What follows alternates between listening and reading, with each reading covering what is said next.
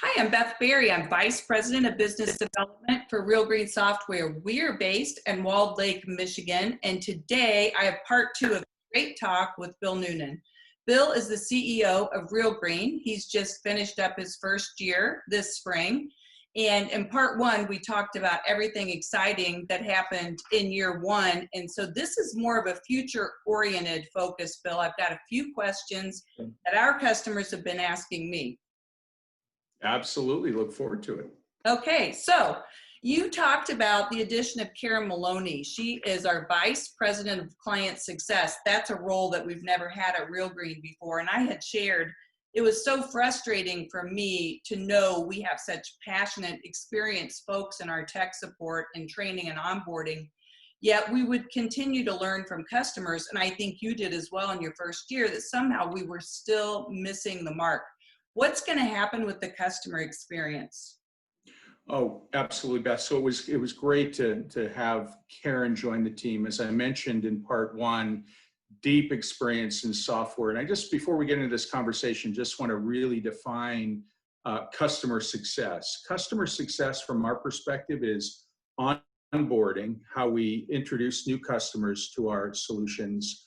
It's also training, both initial training and ongoing training for our customers, because whenever a customer has, employee turnover, staff turnover, it's very important that we provide the vehicle or platform for new employees to come up to speed on our software and services. And then the third element of customer success is technical support, having the team that can respond to customer questions, whether it be a how-to question or respond to an issue that they're experiencing with the software as quickly as we can. And as I indicated in the first video, the feedback that I got from customers centered around a couple of key themes. One theme being how responsive we were and how quickly we could respond to their questions. Another key piece of feedback that I got was around the knowledge level of the teams and the fact that we had a number of different products, and sometimes it was difficult to get to the right person who could provide the support. So, with those pieces of feedback in mind, we are implementing best practices in our customer success organization to dramatically improve the responsiveness of the support team and also dramatically improve the onboarding of new customers or existing customers that are taking on new products or upgrading from SA4 to SA5, our core software, so that the customer journey and experience is much more efficient and effective for customers to learn how to use the solution. So let me break this down and talk about the different elements. Core to what we're doing is creating RGS Academy.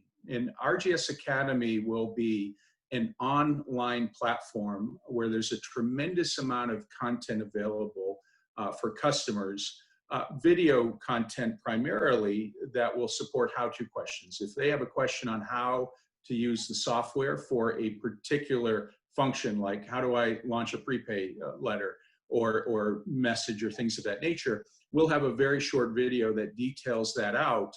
And that will pivot to much more self-service type of model where upon a request, we can provide access or point the customers to that content, and that will really compress our response time. As we also talked about before, we have a very seasonal business, and when we have our peak season, it's very difficult to keep up with customer demand. And this is just best practice. It's best practice to provide tools like RGS Academy and the content necessary to answer how-to questions so we can get that in the hands of our customers very, very quickly rather than having to wait for a callback. The model we had before was call comes in, gets logged, and there's a period of time before a customer success or support representative calls the customer back.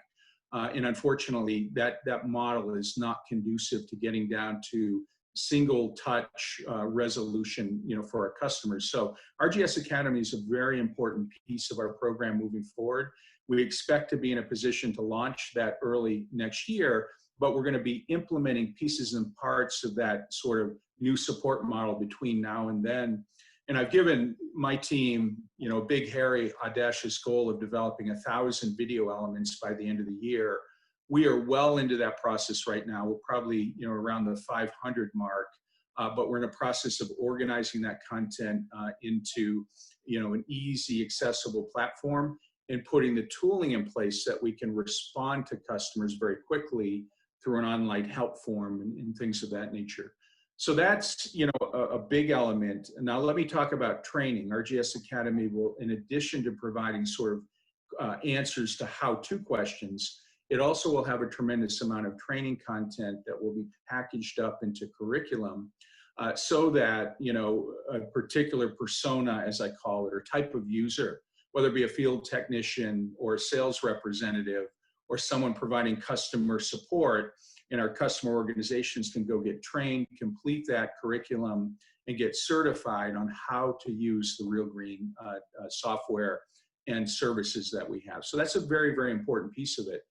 So that will also be integrated into our new onboarding journey. So we're going to have a process where we have group training for customers, and then that will we'll have finishing training where we can monitor the adoption of customers to make sure they're effectively using the software, so we can have one-on-one type of engagement to make sure that everything is working well as they adopt different products in our portfolio. And another, piece just to illustrate the types of automation that we're putting in place.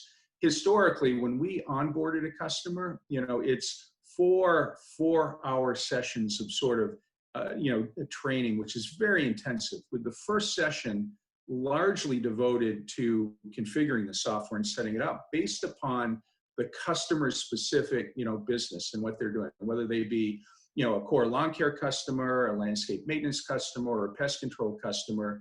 We've gone through that training, and it's a bit tiring. Our customers would get worn out early in the process. So we've actually developed tooling that allows us to enable our customers to complete the data set needed to configure before we even get into training. And it's a much better experience in the customer journey to do that, because you're not on a call live trying to pull together the data sets that we need to configure. You can do it on your own time, and when ready, we can pivot, and double down on the training activity and actually set up the system to do that. So that's an example of how we're trying to streamline the process to make it far more effective and a much better customer journey from onboarding all the way, to continuous support as we go forward.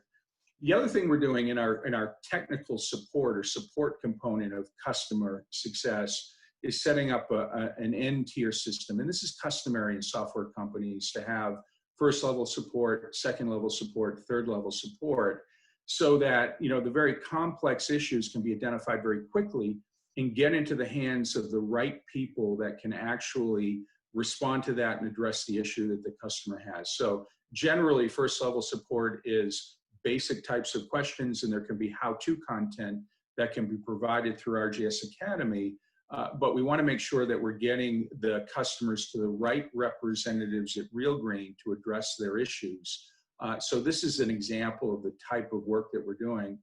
And we're doing this relatively quickly. As I mentioned in the first video, this is our transformation season because it's a slower time of year for Real Green. So we're implementing a lot of these changes over the next couple of months. And I know you're going to spend some time with Karen, Beth, and she'll provide a little bit more detail and color as to what these things look like. But the whole objective is to be more responsive. And I also mentioned the second point of feedback was around sort of not getting to the right person at Real Green. So we're merging our support teams in a way that we have people supporting all the product. So that involves a tremendous amount of training. And we've developed our internal boot camp or training program to get those folks up to speed. And that will be incredibly helpful. So you get to the right person on the first interaction with Real Green that can solve the issue that the customer has. So a lot of objectives to be accomplished over the next few months. And in addition to that, we're also significantly expanding the team, which is a very important piece to support this. So super excited about the transformation that's happening there now, building on the great passion we've had before. As you mentioned, our team is very passionate about supporting customers, but we need to enable them with the right tools and support to get the job done the way it should be done. So you're saying we are going to take some of those that were experienced in one area, let's say CAW, Customer Assistant website, and they will be able to provide generalized tech support across all of our products?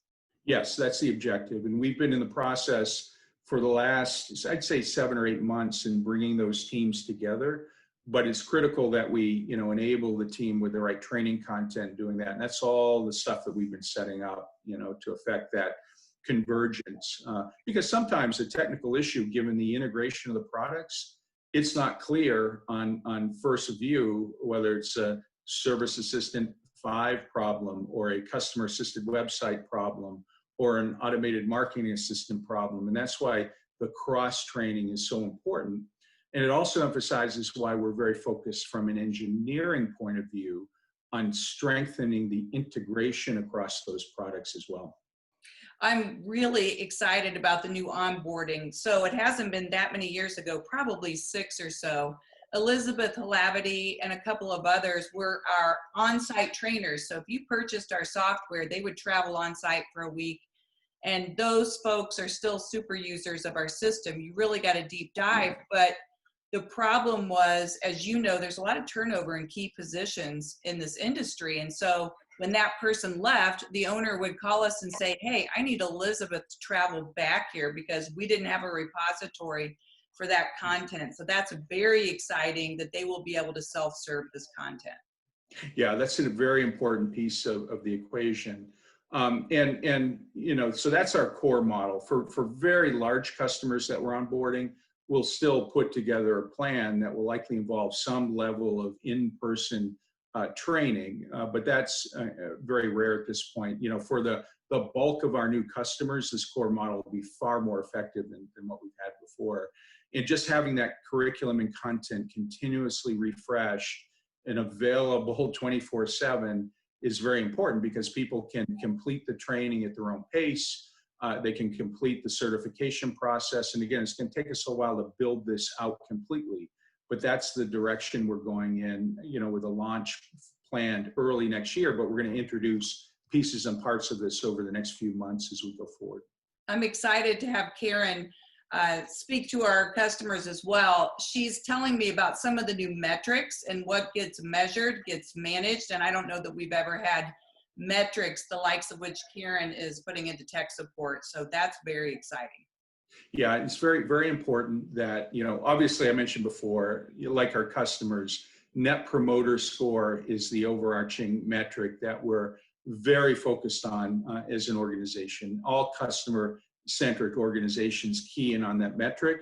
But the important thing is, what are the metrics or key performance indicators that feed that really move the needle for our customers? And it's very important that we understand our response times, that we understand, sort of the success rate, that we're verifying the usage of the software as we're onboarding a new customer. And these are all KPIs and elements that we're monitoring before in a far more disciplined way than we ever have before. The number one metric in an inbound call center for lawn care is first call resolution. Yeah. And when I joined Real Green, it felt like a hot potato getting handed off from customer assistant website to SA5 to this could be that. So I'm very excited about the new infrastructure. I think we will first call resolution within Real Green. Absolutely. I'll call it first contact resolution because today there are lots of ways that customers interact with Real Green, not necessarily a phone call. But we want to present different ways for customers to interact and expect to have actually email be a far more active sort of engagement model because a customer can fill out a support form online and get a response with the content to go address the issue very, very quickly as opposed to calls. We'll obviously continue to take calls, but we're opening up new channels of communication to get to that one contact resolution metric that you mentioned. You are correct. I left the call center world in 2013 and it was still first call resolution. So we are also going to have Caitlin Pomeroy talk about her new role as VP of product, which is very exciting. I can't believe the amount of innovation we've seen even in the last 12 months, but what can we expect for Real Green Software in the next 12 months? What's going to be new and exciting there? We, as you mentioned, we have a lot of elements to our roadmap. And I think, as I mentioned in the first video, getting to that comprehensive roadmap across all of our products and services is absolutely critical, because it brings a lot of discipline to our development process and predictability in terms of what we're building. And it becomes a platform that we can use to communicate with customers with reliability as to what we're building and when it's going to be delivered. And again, generally, you know, a 2 or 3 quarters out, we'll have a pretty solid view. But we also want to have a longer range view that includes key elements of innovation that are very important.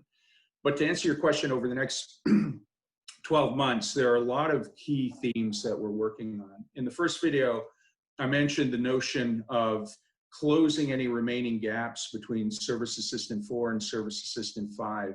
We do have just a couple things we're about to finish up. So that thematically is starting to wane out of our roadmap, and we're going to focus more and more on innovation.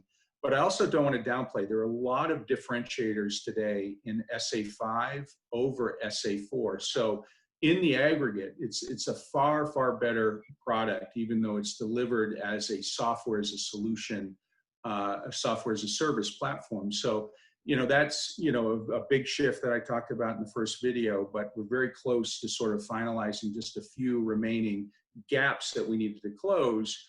But we've talked earlier as well about APIs. Developing an open API library is a big theme on our roadmap, and we've been executing that in a sequential way.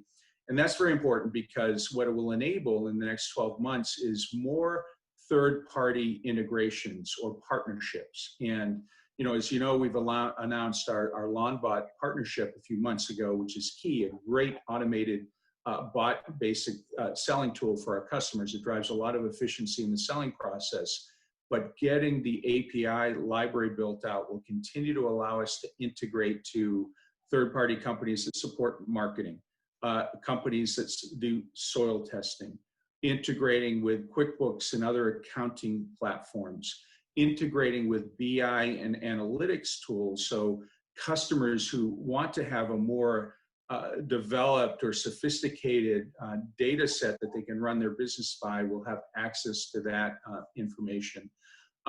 So that whole theme around developing the API library is a big important thing, and we're going to make a lot of progress over the next 12 months in developing those APIs, you know, announcing new partnerships, and enabling our customers to work with other players in the ecosystem that have best of breed solutions. So, you know, we'll continue to announce those partnerships as we can enable them from an integration point of view, but that's a very important theme. Another important theme when I think about software is our automated marketing assistant product. It's always been delivered a lot of value in helping our customers grow, and customers that use it versus those that don't see several percentage points different in growth rate. It's like having an automated marketing team available to drive, you know, customer acquisition. There are many, many products on this platform that help run automatically when you get them set up. But, you know, we have the opportunity to strengthen that product. So we're actually in the process of completely refactoring or rewriting that solution with much tighter integration to Service Assistant 5. And that's a process that will have our first generation product available within the next 12 months. Which is very, very important. It's exciting because we got a lot of feedback from customers around sort of the visibility, the metrics to measure the effectiveness of campaigns, and also the ability, they wanted much more flexibility in the product to sort of self-define campaigns and do things of that nature where they've had to rely on Real Green to actually do the work for them. So it will empower customers to do more with automated marketing assistant. Another key product is our customer assisted website. We're also in the process of rewriting that solution as well. It needs to be refreshed. It's a bit dated technology, and it's a very important platform because it's how our customers interact with our customers, if that makes sense. Mhm. It's sort of the customer portal for our customers. So it's where they take payments, and it's where they action, AMA email campaigns. So if we're doing, a sort of email campaign to existing customers to cross-sell a product, that actions, it flows back through our customer-assisted website. So it's very important that have the latest and greatest technology. So we're re-platforming that. Also, that will much more tightly integrate with our Service Assistant 5 product as well. So not only will it look better, have much more flexibility from a look and feel and branding perspective, it'll actually allow us to enable enhanced payments functionality and also a much tighter integration with AMA, our automated marketing assistant. So that's another big theme that we're working on.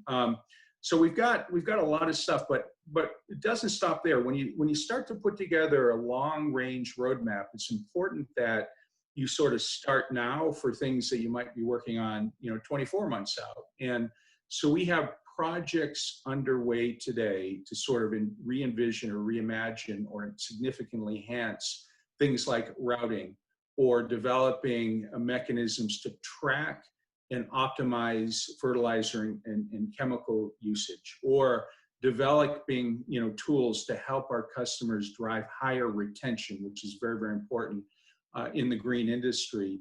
So we've got a team of expert folks, interns that are operations research specialists from the University of Michigan that are working on sort of defining our longer term roadmaps for these products. And as soon as we can open up the capacity, given all the work, the priority work we have right now, we're going to start to develop sort of enhanced solutions. We already have great solutions in routing. But we can continue to refine that. It's very important because that goes to the core of our customers' businesses in driving efficiency in their teams. It's a field services business, technician centric. So how do we drive increasing levels of efficiency and squeeze more effort out of routes and more production? So we want to make that a continuous process that we can improve. So even though we likely won't drive a lot of significant enhancements there, we've got a great solution over the next 12 months. We're setting up over the next 12 months for our future roadmap and how we're going to continue to evolve those products moving forward. So those are, some of the key themes in core software in our software portfolio over the next 12 months. A lot going on. You talked about, to the leadership team very early on, a key learning for you was that we launched SA5 too early, quite candidly. And you identified that. And so we are very, very close on parity, if not there, for 90%, 95% of our customers are using it very successfully every day. But talk about how you also allowed us to provide infrastructure for quality assurance that is going to ensure we don't have some of those same problems moving forward. We've been expanding our QA teams, providing more test coverage. That's the ability to test all of our products before they're released to customers, because there's nothing more disruptive than releasing software with a bug. You have all these great enhancements, yet unfortunately sometimes something gets broken. And this is common in software. You're never going to be able to release software with perfect quality. It's just the nature of developing software. But we have an opportunity to substantially improve the quality of our software. So not only have we developed the team, we're expanding our test coverage, we're implementing a number of best practices and systems that allow us to measure the quality of our releases and also take key lessons learned from that process and feed it back into the development process. So this is just an area where we lacked a certain amount of maturity, and we're just implementing best practices from a software development point of view. Very exciting. So one of the most transformational days of my career was a day I spent with Martha Stewart. And she had 68,000 products at the time. And I said, how do you come up with 68,001? And she said, you find a need and fill it. And when I came to Real Green, in very short order, I realized our founder, Joe Cusick, had done just that. His involvement in the green industry he would find opportunities, most prominently our integrated marketing services. Do you feel like that's still part of the Real Green future? Oh, that's a core element of the Real Green future. You know, as I said in our first video in our discussion, we view sort of three core elements to the business and what we offer: our marketing services and products, our core operational software, SA5 and Mobile Live, you know, supporting field technicians, and payments. So those are the cores. Marketing services is very, very important to us. So when I say marketing services, I'm talking about our print, traditional mail, direct mail marketing capabilities, our digital marketing capabilities, you know, websites that we produce, you know, our SEO optimization services and our PPC services to help customers very efficiently acquire new customers. And then our software, like automated marketing assistant. Very, very important to us and very important to our customers. And I think it's been one of the key differentiators for Real Green, because marketing solutions help customers grow. And most of our customers, the vast majority, have ambitions to continue to grow and develop their businesses. And it all comes down to a series of services and products that optimize our customers' marketing spend to drive very effective, you know, customer acquisition costs. So what we're doing there is we've got a number of initiatives underway, but I think at the highest level, we've hired a product manager that looks across all of our marketing software and services and is developing an integrated roadmap for those solutions. Historically, we've operated as sort of three distinct service and product lines, but it's very important we bring them together, because the next frontier in delivering value for our customers is how they integrate, and in particular, how our marketing services integrate with Service Assistant 5. And therein lies one of our big focal points. You know, we're in beta right now with our first generation closed loop marketing solution. And that basically allows leads to flow all the way from the front end in the website and track the source at the campaign level back to Service Assistant 5, so our customers can action those very quickly, because the response time on new leads is absolutely critical to drive the close rate. We want to get on very, very quickly. So we have a product, you know, it's being in beta with several customers, and we expect to launch that formally in the next couple of months, you know, once we've been through the beta process and taken any feedback for final refinements. But that's an example of the magic of the integration and how valuable it is in driving efficiency, so that nothing falls through the cracks. And then you can actually measure and see the return and the effectiveness of that spend at a campaign level. So, you know, metrics in our command center, which is our sort of metrics dashboard tool to measure the effectiveness of those. So it illustrates the importance of the integration, because, you know, we're integrating, you know, from our website back to SA5 with good metrics that we can track, and leveraging actually our first generation, you know, lead form API as the platform to enable that. And it illustrates how important it is that we develop an open API library to enable not only third-party integrations or our customers to integrate some best-of-breed solutions, but it also enables us, even within our own portfolio, to drive better integration across our products that we offer today. So no, it's very, very important. And the data says that customers that adopt our marketing services and software grow at a much higher rate, 3 to 5% higher in the first few years, because it is effective if they adopt the program and embrace it. The other thing about bringing all of these products and services together, our vision is to get to the point where we can provide customers a comprehensive marketing plan that includes all of these elements. It includes digital marketing. It includes direct mail marketing. It includes, you know, email marketing and automated marketing assistant.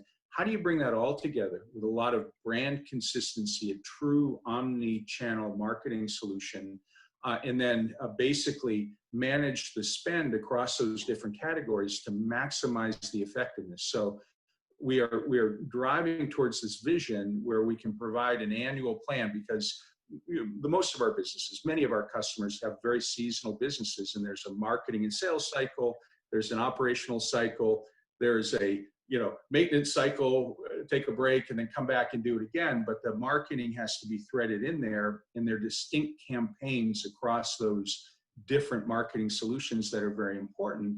And they're all effective in their own right. But it's how do you optimize the spend across of those to get the most bang for the buck for the marketing dollars and driving customer acquisition. Joe Cusick coined the term set it and forget it marketing. And most of our clients came to us as practitioners in the green industry. They weren't marketing experts per se. And so it allows them to get up to speed very quickly. But we didn't have a very strong way to measure ROI. And I think most of them have an unlimited appetite for that which works.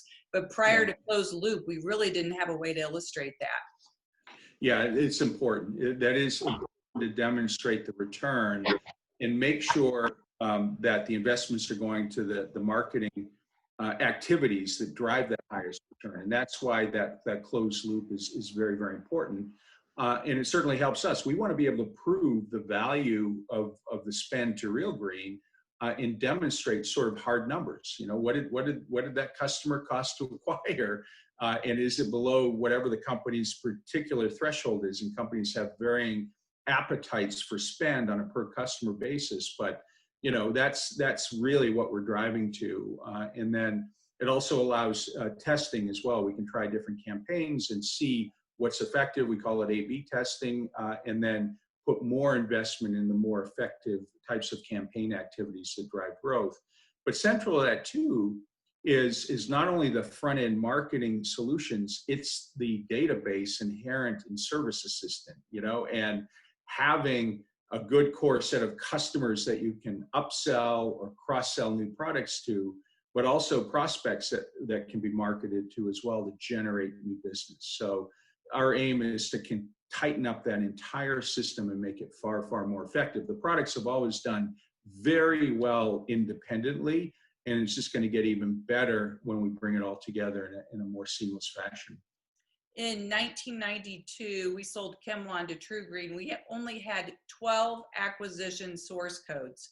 I spoke to one of our customers last week, and with the advent of digital marketing, they have 1,000 sources between A/B testing. And Nicole Rutherford, when I had her on Facebook Live, it's mind-blowing the number of opportunities we have to acquire customers now, but you have to have closed loop in order to measure that. Yeah, it's very important to have the right technology and the solution to do that. But I also want to emphasize the experience at Real Green. I mean, the marketing team has a lot of experience in best practices catered directly to the green industry that are very, very effective. And when you work with Real Green, not only do you get the tooling that's going to get better and better over time, you get the expertise and the coaching. What campaign types, what design types, for a direct mail piece have proven to be effective over time in our industry. And that's expertise that we prize and will continue to nurture as a team. Our customer, Kyle Flanagan of Lawn Aces in Augusta, Georgia, told me, I love working with Real Green Digital Marketing because you guys speak my language. I've worked with other agencies and they don't know lawn care. So you're right about that. What else does Real Green plan to share with customers this year? And we own chemical turf care. Will we take a deeper dive into some of the sub verticals in the green industry? Yeah, I think that's an important question, Beth.